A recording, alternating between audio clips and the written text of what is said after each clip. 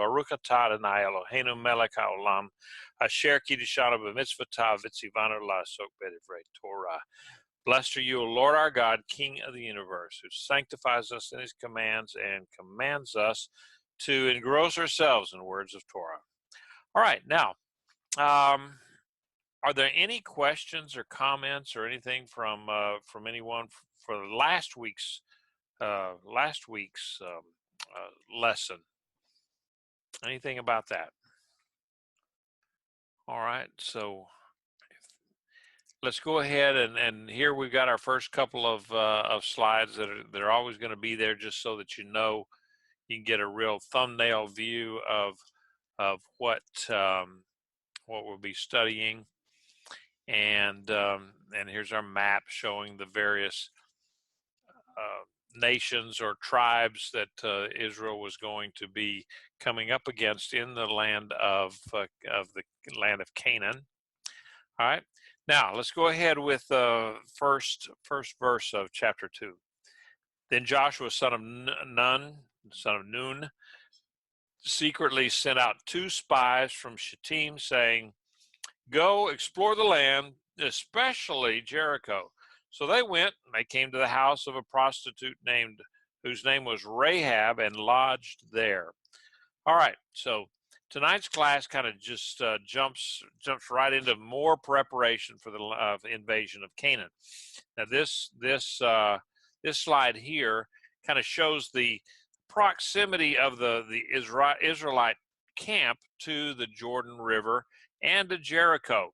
Now it doesn't show Jericho on here, but it shows Gilgal, which is very close to Jericho, and then the plains of Moab, or Abel Shittim, and this area here where the Israel was, that's a pretty large area, and it's very even today it's got a lot of agriculture there, a lot of orchards and different types of agriculture.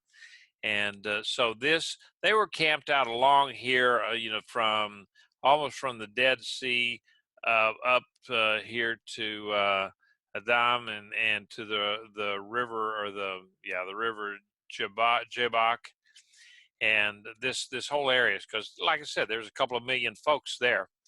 They were waiting to cross over into Canaan, and then here is Gilgal. Jericho is right about there, and the distance from Jericho over here to the Jordan River was about 5 miles. It wasn't very long at all. So if you look at let's see, I don't think I did. Yeah, here's I wanted to kind of show you a artist representation of what Jericho might have looked like. This is based on some of their archaeology and so forth. So you can see that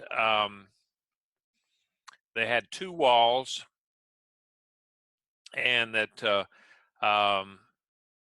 Rahab lived in one of these places where they had the house right on the wall, right next to the wall, one of those areas there, or back over here. It doesn't really matter. I mean, we don't know exactly what her house was and where it was, because by this time they've lost the red cord that was hanging in her window. But anyway, Jericho is very well defended, one of the oldest cities in the world at that time, and they had down here a moat around it, and then they had about a 10 to 15 foot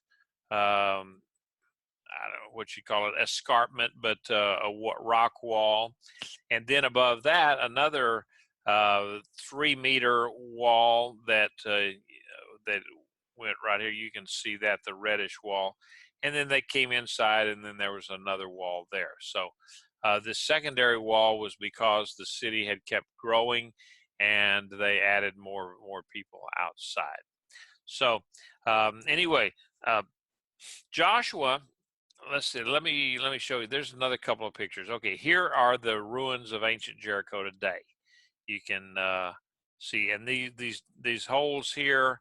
That's where archaeologists have come in and done archaeological digs to try to decipher all of the different people that that were living. You know what was going on there in the in Jericho.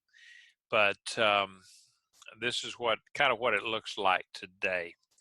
It's over on the West Bank, or what they call the West Bank, but it's actually Jewish Israeli territory, and we won't get into all of that.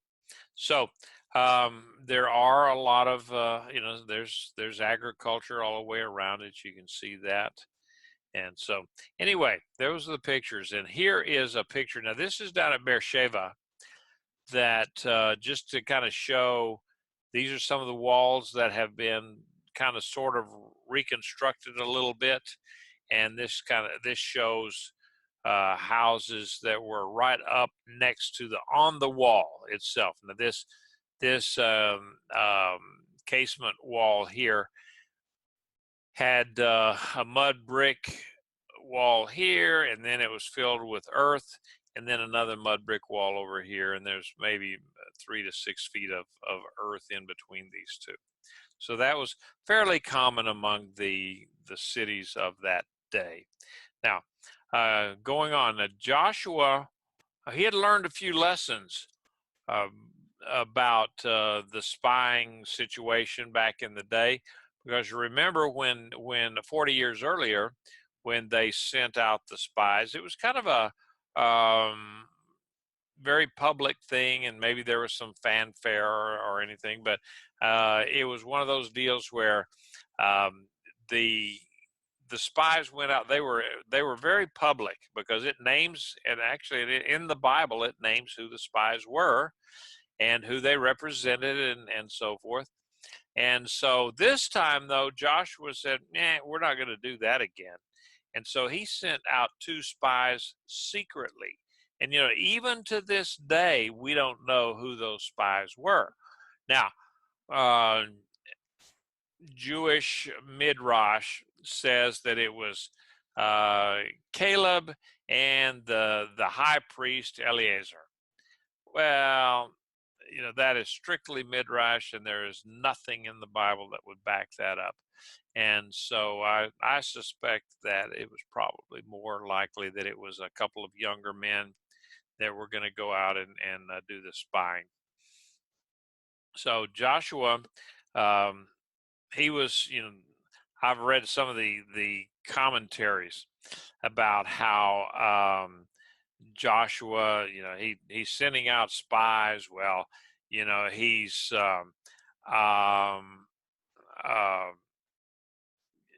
he's not being I mean, he was not showing faith in God, because he was sending out these spies. But Joshua really didn't know what was going on here. I mean, he didn't know how the Lord was going to conquer the land for them, and so anyway, they Joshua was just doing what he thought he should as a very cautious general. He's sending out spies, and Moses had done the same thing 40 years before. And so I think the idea that some people try to denigrate Joshua for sending out these spies and saying that, oh, he wasn't trusting God, that's they're always I think it's bunk. So anyway, the best way to gather intelligence, you need intelligence before you go out and fight somebody. Best way to do it, send out some spies, because I can bet you dollars to donuts that the Canaanites had sent out spies to spy on Israel, because they're over there looking through the reeds on the bank of the Jordan, and looking there, and says, there's 2 million invaders over there, and they're coming across. So they were already spying on Israel too. All right. So it wasn't a long journey. I mean, it was like 5 miles from crossing the river Jordan to Jericho. Now, they, I mean, on a good forced march, I mean, they could have made that 5 miles in an hour. But say, they were spies, so maybe they were just wandering along, looking like, okay, yeah, we're just travelers. We're not spies. We're just trying to go along here and sightseeing and so forth, and so it might have taken them a couple hours. It did not take long to get from the Jordan River over to Jericho. So what do? They go to Jericho, and the first thing they do, they go to Rahab's Motel 6, and it was a combination inn and brothel, and so there's some people that say, well, maybe she wasn't really a prostitute, but that's what it says it was. Even over in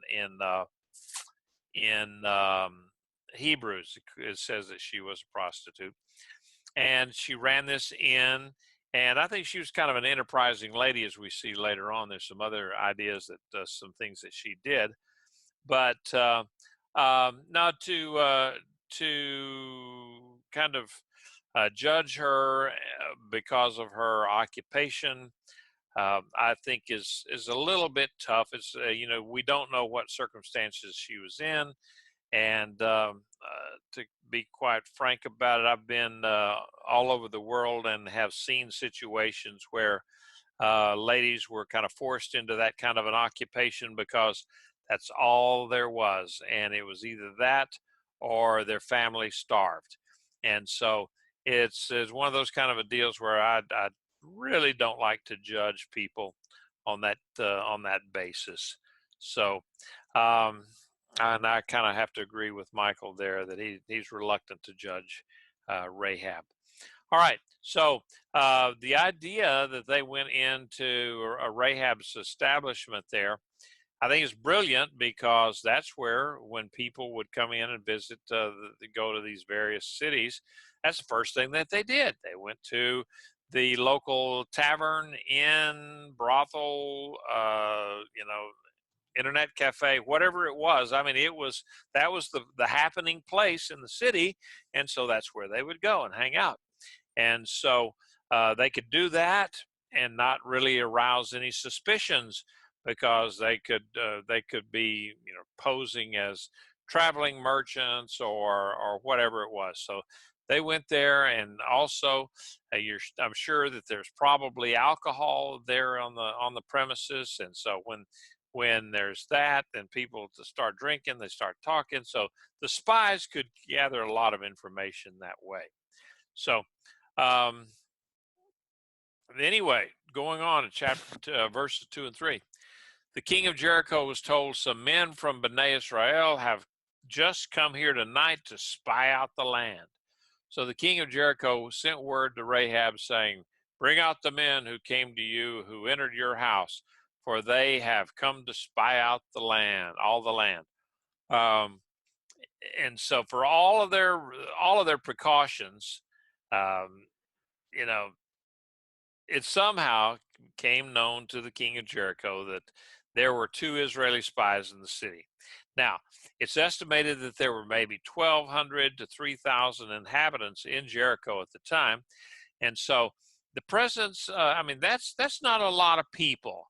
Alan and I graduated from the Coast Guard Academy, and I think at that time there was maybe at the highest it would have been 1,000 people there, students there, and pretty much we knew everybody, or knew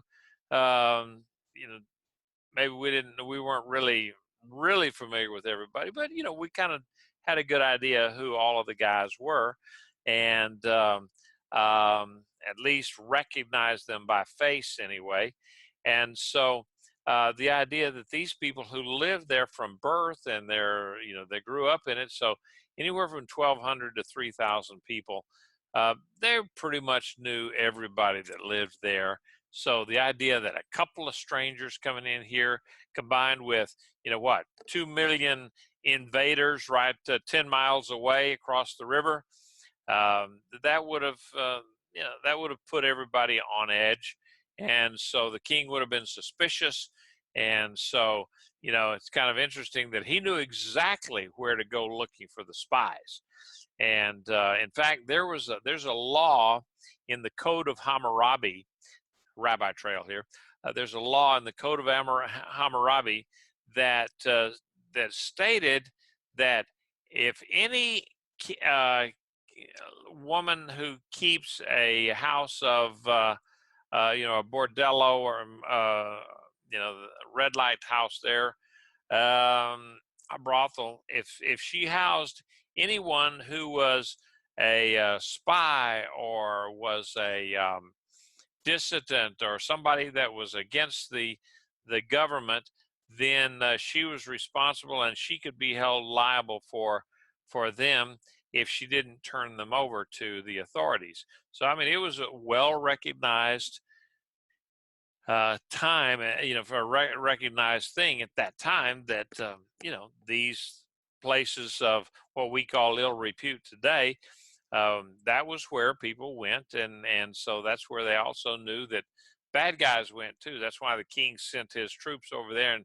told Rahab, "Okay, hand them over." And so, you know, that's Rahab's Bar and Grill. There was immediately suspect. Now I don't know how many other places like that there were in Jericho, but it's possible that there were others. And so if there were, then I'm sure the proprietor of those establishments would have also received a visit from the king's men. So anyway, um, any questions so far? Comments?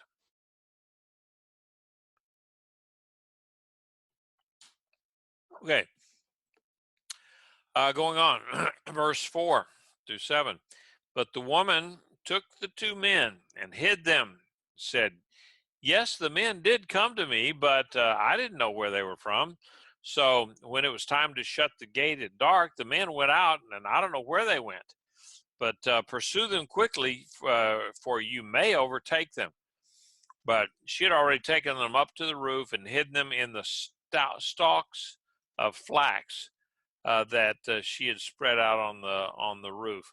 So the men pursued them on the road to the fords of the Jordan, and so as soon as the pursuers had gone out, they shut the gate there of in Jericho. Now, perhaps Rahab anticipated the king's questions, and she'd already hidden the men away under the stacks of flax up on the roof of her house. And that area was, it could very well have been on top of the outer wall of the city. And most houses of that day had flat roofs that served as a adjunct living area. They could go up there and stretch out some cloth or some other type of awning on the roof, and that would keep the house below a little bit cooler. And plus, they could get up there in the evening breezes and the sun. Having shade would give them less of a um, well, it would make it cooler from the sun. Um, so, in fact, if you go to tropical areas of the world today, all over the world, if you're in, I mean, it doesn't matter whether it's South America or Africa or Asia, in the tropics where they have the flat roofs, um, they will always have some kind of a shaded area up there, and people use those areas as a living a living area, a living room, as it were, because there could be some kind of a shade, a breeze coming through, and then if you got the shade, that was even better. So this is where and also you could look out over the roofs of people's houses in the tropics there, and that's also kind of sometimes where they would store things. They would put that have living quarters, but is also kind of a junk catcher too. So she had these stacks of flax there. Well, what's flax? Flax are the materials that from which they made linen back in those days. They would take the flax and they would beat them up and put them in water and soak them and so forth, and then the fibers of the flax would they could take that and it would soften them up. They could strip them out of the stalk and then they could weave it into cloth. And of course, linen was one of the major things that they had for non-animal skin clothing or animal product clothing, because they could either have skins, or they could have wool, or they could have linen. And you remember that the Bible says that the priests were to wear linen undergarments so that when they were serving, they wouldn't sweat like they would if they were wearing animal skins or wool. Okay, so and then this flax up on the roof indicated this occurred somewhere around the March-April time frame, because that's when flax was harvested in that area. So, but at any rate,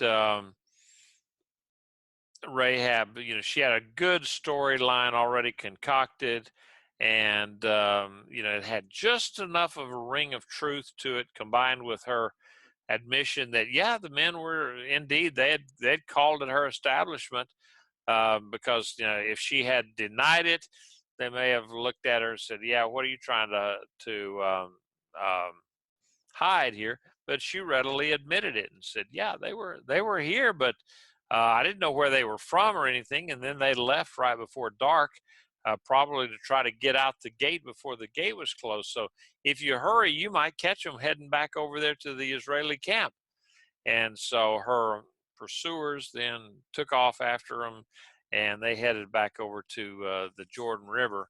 And so going on in verse 8 says, now before they lay down, she came up to them on the roof and said, okay, I know that Adonai has given you the land. Dread of you has fallen on us, and all the inhabitants of the land are melting in fear before you. For we have heard how Adonai dried up the water of the Sea of Reeds before you when you came out of Egypt, and what you did to the two kings of the Amorites that were beyond the Jordan, to Sihon and Og, whom you utterly destroyed. All right, so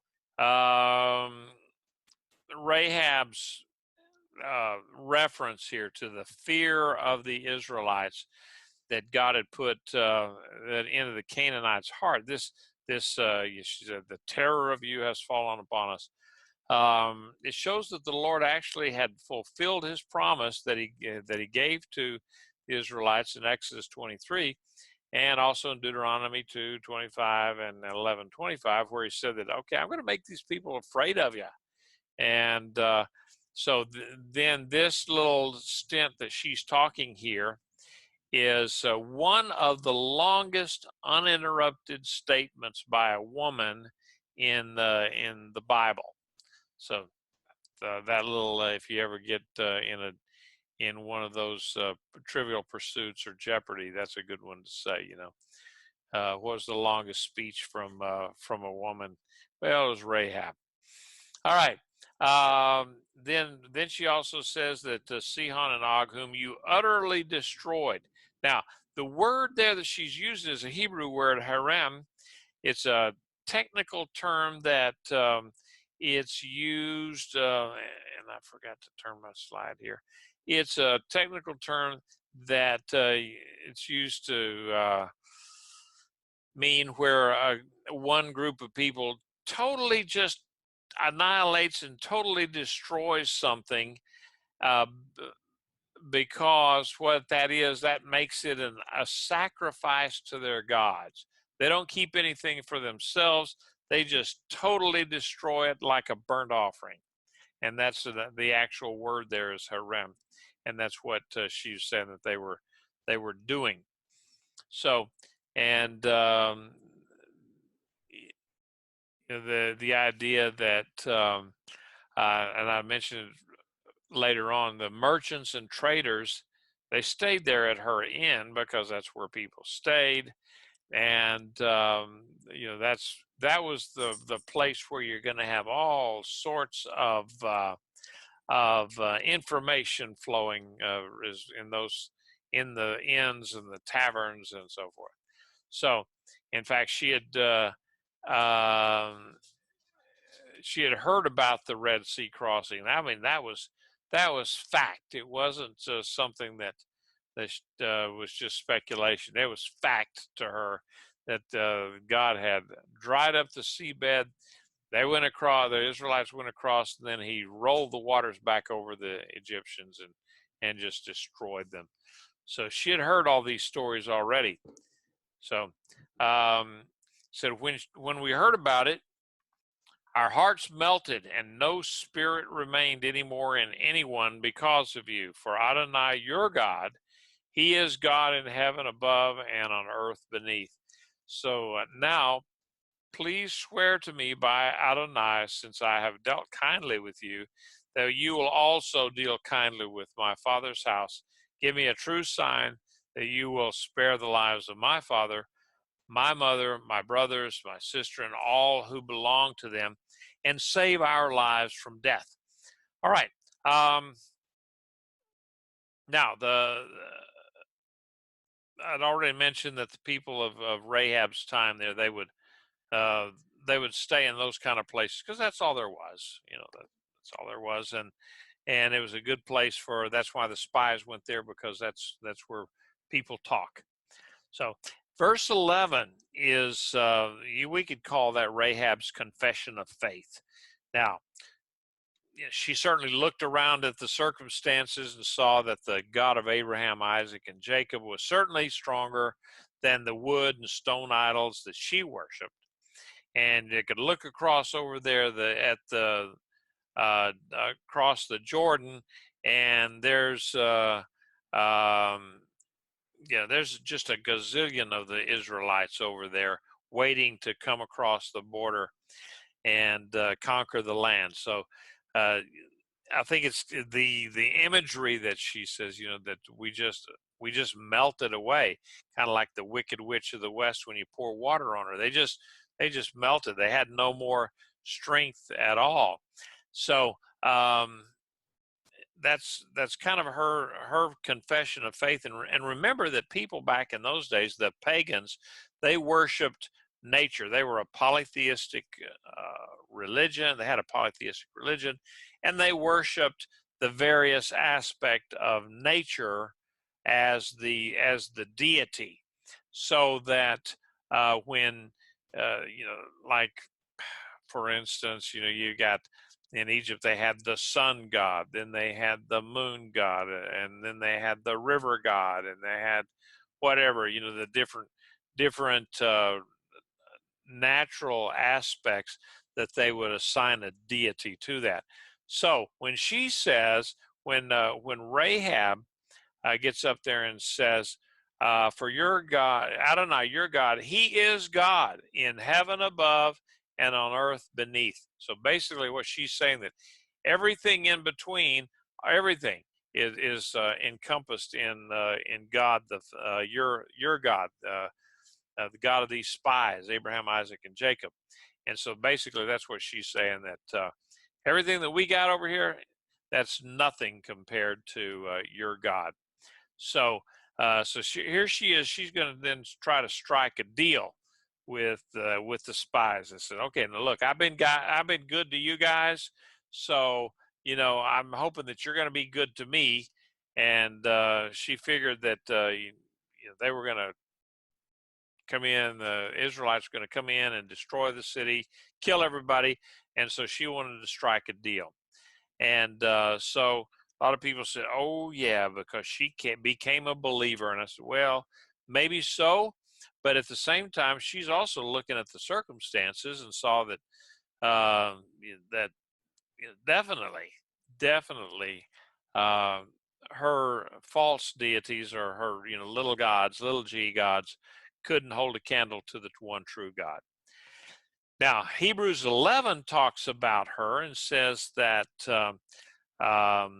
that she was saved by her faith in Israel's God and not by what she did for the spies. That's not what it did. In fact, Hebrews 11:31 says, "By faith, it's by faith, Rahab the prostitute did not perish with those who were disobedient, because she welcomed the spies with shalom."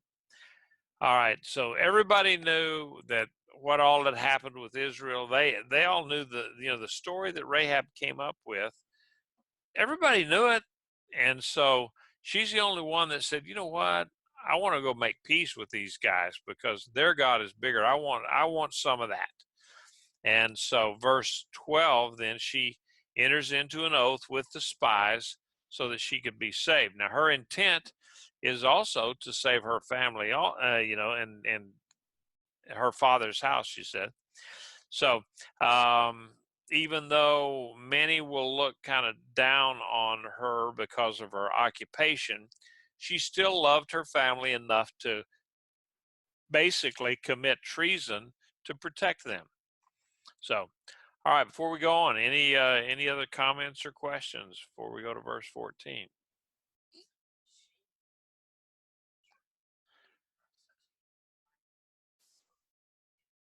Well, yeah, Cynthia had said that you can't hear her, but said that the idea of prostitution may not have had the stigma back in those days that it did, that it does, because also remember they had temple prostitution. That was part of their their worship um,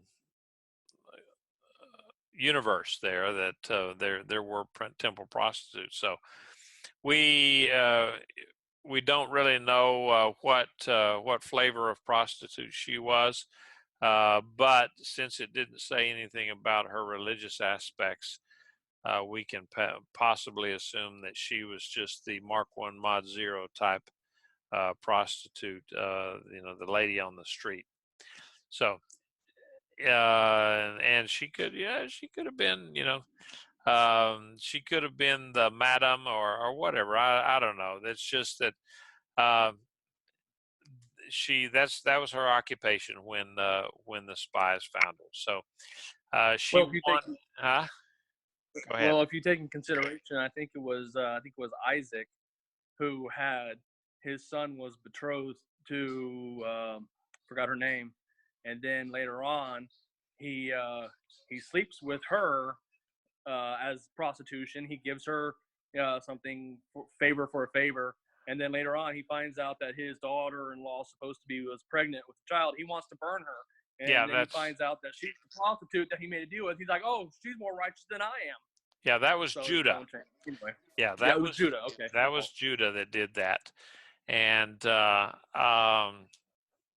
he was a son of Jacob. And so, Right. yeah, that's it. That he was supposed to. He did not follow the Levirate laws when his first two sons died, and then Tamar, the wife, the woman, he wanted to. He was going to have her marry then the youngest son, which would have been a long time away. But anyway, he said, "No, Right. those Right. other two died, and so I'm not going to do that to my youngest son." So anyway, yeah, that's a long story, but Right. the But you idea still see was that. that But he said that yeah, yes, she was prostitution. more righteous than he was. So that is Right. fact. All right, so let's see. Going on with these guys, they entered into a verbal agreement. and but it was one of these kind of agreements that everybody that both sides very they recognized very well that okay, this was a good agreement, and kind of like the old handshake of old, okay, let's shake on it.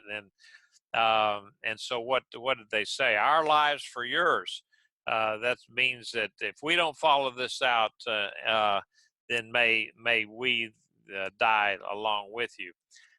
So they had three conditions that the spies. Number one, he said, okay, now we got to survive this thing because we can't guarantee your safety if we don't make it.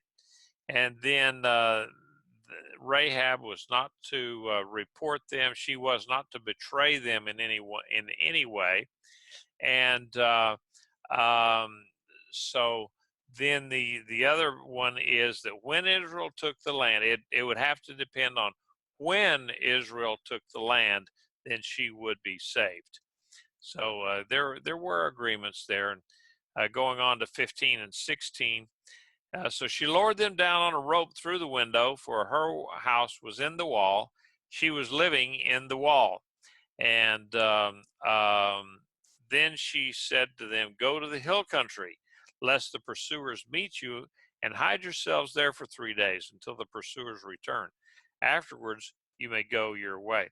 So, Rahab, she lived on the outer wall, it said, and so she had access to lower the spies down to the earth outside the city gates. So she was in that outer wall of Jericho, and so she let them out through a window or somehow, and they escaped. And she told them, I said, look, don't don't go heading back over to the Jordan, because they'll surely find you over there. Lots of guys, and there's only two of you. They're going to be scouring that whole area. They'll catch you.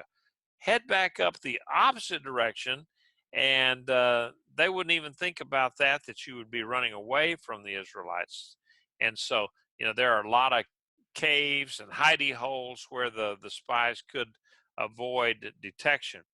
And you can see, in fact, I just happen to have a picture of the area just west of Jericho. That's what it looks like even today. And you'll look, and there's little caves there, and this is just one little area of it. And somebody's built them a nice condo there along the wall, but um, there's all sorts of little limestone caves and so forth. If you look, I just took a picture of the this area here that was just west of Jericho, but the whole expanse of territory there was just like this. It's just rocks, sandstone, caves, and all sorts of hiding places. So it was definitely, even today, it's a hide and seek paradise. Okay. Going on to 17. Then the men said to her, we will be released from this oath that you have made us swear, unless when we come to this land, you tie this line of scarlet thread in the window through which you lowered us down, and gather to yourself in the house your father, your mother, your brothers, and all your father's household. Whoever goes out of the doors of your house into the street, his blood will be on his head, and we will be innocent. But whoever is with you in the house, his blood will be on our head, if any hand is laid on him. But if you divulge this business of ours, then we will be released from your oath that you have made us swear. All right, so there's more conditions here. Rahab was supposed to tie this red cord in her window, and then all of her family would have to stay in the house. And then they could not divulge anything about the spies. Um, what's interesting to me is that these spies, they're making these conditions with Rahab, and it almost assumes that, I mean, it's like they know. How could they make these kind of predictions or these kind of conditions and say that yes, she will be saved when they don't even know how God is going to hand Jericho over to them? Now, they were probably thinking, okay, yeah, we're going to storm through a gate, and then just the standard old warfare, just head to head combat.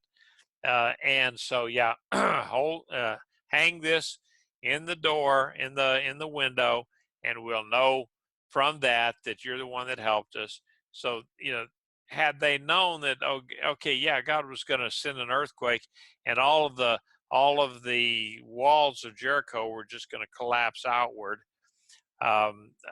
maybe they would not have been so confident in making this contract with Rahab.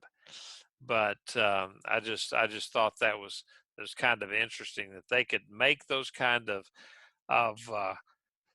contracts or treaties or agreements, covenant with Rahab, and promise it. And maybe it was that they says, okay, yeah, we'll make a promise to this gal because she's kind of protecting us, and we need 3 days of uh, a head start so that we can get away from our pursuers. And so we just, we'll, yeah, whatever it is she wants, yeah, we'll tell her that. And perhaps the skeptic and the critic in me says that, yeah, they'll tell her whatever she wanted to hear, just so that she protected them, and they could get away. Maybe again, that's me being the old curmudgeon. But it was just interesting that they would, in their heart, if they were actually true, that they made these agreements and expected it to come to pass. So, um, going on to 21:22. So she said, according to your words, so be it. And she sent them away. After they had gone, she tied the yellow cord to the window. When they departed and came into the hill country, they stayed there for 3 days until the pursuers returned. Now the pursuers had looked for them all along the road, but had not found them. So um, we don't know if these two spies had hung out up in a cave to where they could look and see the troops that had been out looking for them came home or whatever. But we do know that they stayed up there in the hills for 3 days, watching and trying to avoid their pursuers. Um, and the scarlet cord, a lot of people try to make a big deal out of the scarlet cord, that the red color is certainly reminiscent of blood. Hanging the cord in the window maybe is sort of similar to the blood on the doorpost in Egypt. And then another explanation was that even back then, the red was it was an advertisement for prostitution services. It was the red light district, as it were. So it could possibly have been that. We really don't know what the significance of what the red is, but it makes good sermon fodder when you want to talk about the scarlet cord and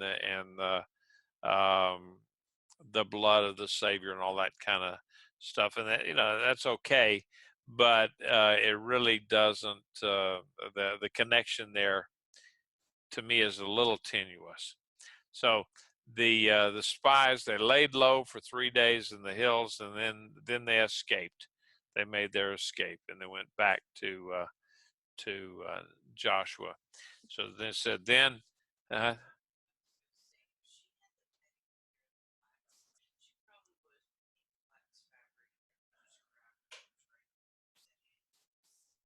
yeah,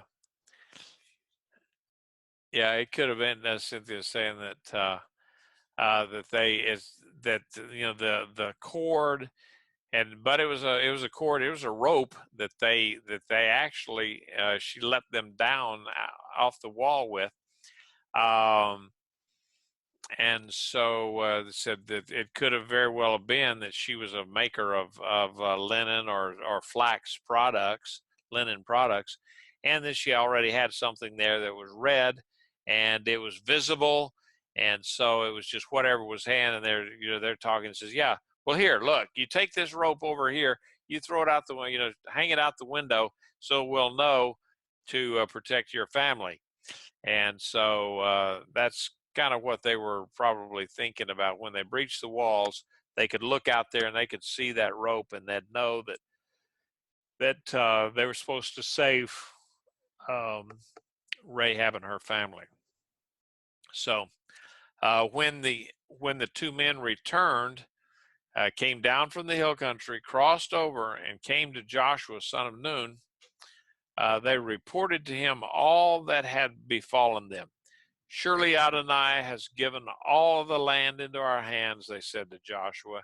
Indeed, all of the inhabitants of the land have melted in fear before us. So, how different is this report here 40 years later than the report that came from the 10 spies when they entered the land, and they said, "Oh, we look like grasshoppers in their eyes, and we look like grasshoppers in our own eyes," and so they didn't have the faith. But these two spies, they got out there, and first of all, it was different. They reported right directly to Joshua, whereas the spies before, they had an opportunity. They came in and they reported to all of they had already stirred the people up against Moses before they ever even checked in with Moses. So these spies went right directly to Joshua, as they should have, and told him everything that happened to them. But they were encouraged. Their idea was that God has given this land to us because everybody in the city is just shaking in their boots. And so just like I said, I like the imagery. It says that melted in fear. And so something that, when it's at the right temperature could be strong, but you get it hot enough and you get enough heat against it, then it just melts and it's not any good for its intended purpose in that form. So anyway, and that's kind of where our story ends tonight. Now, next week, instead of just two spies crossing the river, we're just going to see if we can get our heroes across the river, and what all that's going to mean.